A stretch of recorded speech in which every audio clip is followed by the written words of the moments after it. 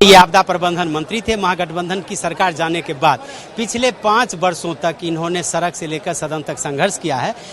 खास करके जो कोसी का इलाका है, प्रोफेसर चंद्रशेखर की अपनी एक अलग पहचान है। पप्पू यादव को भी इन्होंने पराजित किया है, उनके खिलाफ ये संघर्ष करते रहे। पहले तो बधाई आपको, एक नई जिम्मेदारी मिली है। आप सभी को बहुत बहुत धन्यवाद, शुक्रिया, और आपके कशिश को का भी बहुत बहुत धन्यवाद।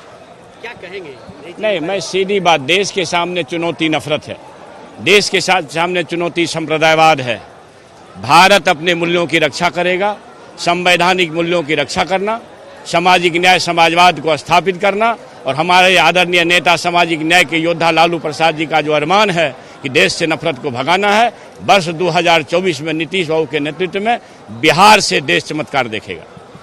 इस बार के जो उनका जो मंत्रिमंडल का गठन हुआ, तेजस्वी ने कई बातें की है। एक तरह से प्राथमिकता कहिए कि युवाओं को प्राथमिकता दी गई है, पार्टी के जो भरोसेमंद रहे हैं उनको प्राथमिकता, अच्छी छवि वाले को प्राथमिकता। लगता है कि जो आपका इलाका है, पिछले चुनाव में आरजेडी को निराश किया, क्या इस बार उसका लाभ मिल पाएगा? क्या मैंने कहा, हमारे जो संकल्प थे 10 लाख रोजगार का, युवाओं की चिंता, बेरोजगारों की चिंता हमारे आदरणीय उप मुख्यमंत्री तेजस्वी जी को जितनी है, आपने कल मोहर लगाते हुए माननीय मुख्यमंत्री जी को देखा है। 10 लाख के बदले 20 लाख रोजगार की बात कहे हैं, 10 लाख नौकरी कहे हैं और रोजगार और नौकरी कहे हैं। मेरा ये कहना है कि असली चुनौतियां देश के सामने संप्रदायवाद है, नफरत है, उसको मोहब्बत में बदलना, सामाजिक न्याय को स्थापित करना, संवैधानिक मूल्यों की रक्षा और बाबा साहब अम्बेडकर के अरमान को पूरा करना। मैंने फिर कह रहा हूं, 2024 में मगध और बिहार की धरती चक्रवर्ती सम्राटों की धरती रही है। एक चक्रवर्ती सम्राट बिहार से चलेगा, देश को चमत्कार दिखाएगा, वो नीतीश बाबू होंगे। धन्यवाद। तो आपने प्रोफेसर चंद्रशेखर को सुना। हमारे साथ हैं आलोक मेहता जी, आरजेडी के प्रधान महासचिव भी हैं, नीतीश के काफी, तेजस्वी के काफी करीब भी हैं, और पहले भी मंत्री रह चुके हैं, सहकारिता मंत्री के रूप में इन्होंने अच्छा काम किया, सांसद रह चुके हैं।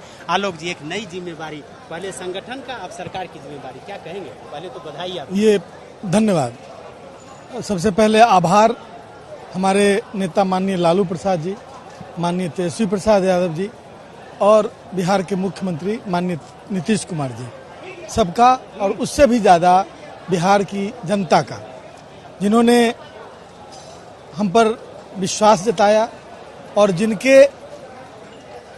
मतलब मन को समझकर ये महागठबंधन बना। तो मैं उस महान जनता को नमन करता हूं, और मैं समझता हूं कि चुनौतियों से भरी यह राहें जिन लोगों ने दी है, उन लोगों ने गलत ढंग से पूरे देश को गवर्न करने का एक प्रयास, जो पिछले 6 वर्षों से 7 वर्षों से करने का जो प्रयास चल रहा है, उसके विरुद्ध हम एक उदाहरण पेश करेंगे कि गवर्नेंस वो नहीं होता, गवर्नेंस कुछ और होता है। और डेमोक्रेसी को बहाल रखते हुए राज्य की जनता की खुशहाली और राज्य की प्रगति के लिए हम मिलजुल कर काम करें। पिछले चुनाव में जो तेजस्वी ने वादा किया, इसको इस बार लगता है उसको पूरा करेंगे क्या आप लोग? नहीं, वादा की बात क्या होता है, आगे किसी के पूछने से पहले वो आगे बोल रहे हैं। लेकिन उनका क्या, जिन लोगों ने 2-2 करोड़ प्रतिवर्ष नौकरी का वादा, रोजगार का वादा किया था, उनसे भी तो पूछा जाना चाहिए। लगता है कि उनसे पूछने की जरूरत नहीं दिख रही है। देश में बेरोजगारी सबसे बड़ी समस्या के रूप में उभर रही है, यह सिर्फ बिहार की समस्या नहीं है।